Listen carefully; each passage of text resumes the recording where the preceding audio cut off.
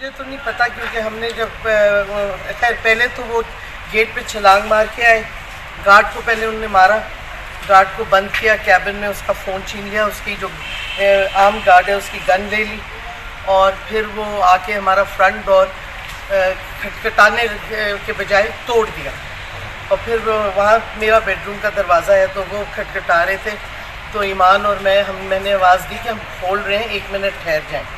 تو جیسے ہی ہم نے دروازہ کھولا انہوں نے ایمان کو گھسیٹا اور لے کے گئے، اور مجھے بھی پولیس ویمن کوشش کر رہی تھی کہ باہر گھسیٹیں۔ میں نے کہا مجھے بتائیں ہم دونوں کو اریسٹ کرنے آئے ہیں یا کس کو آئے ہیں، کوئی وارنٹ ہے، کچھ ہے؟ تو پھر ایک آدمی جو پلین کلوتھس میں تھا اس نے اشارہ کیا کہ یعنی کہ مجھے نہ گھسیٹیں۔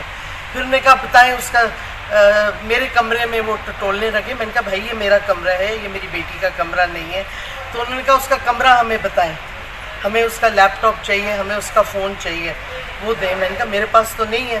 تو انہوں نے کہا اس کا کمرہ بتائیں۔ پھر کوئی 20 بندے اوپر گئے، انہوں نے کمرہ ڈھونڈا، وہ کمرے کی تہس نہس کر کے اس کا لیپ ٹاپ اور اس کا سیل فون لے لیا، اور نیچے آ کے پولیس کی عورت نے میرا ہاتھ یوں پکڑ کے کہا اپنا لیپ ٹاپ اپنا فون بھی دیں، حالانکہ I was not under arrest اور انڈر ابڈکشن۔ تو ان کو میں نے ایک فون اپنا دے دیا، اور اس کے بعد وہ کچھ اور ٹٹول۔ میں نے کہا میری بچی ایمان نے بلکہ کہا کہ میں آپ کے ساتھ چلوں گی، مجھے کپڑے رات کے بدلنے دیں، دیکھیں بستر میں۔ انہوں نے کہا کوئی ضرورت نہیں، کھینچ کے لے گئے۔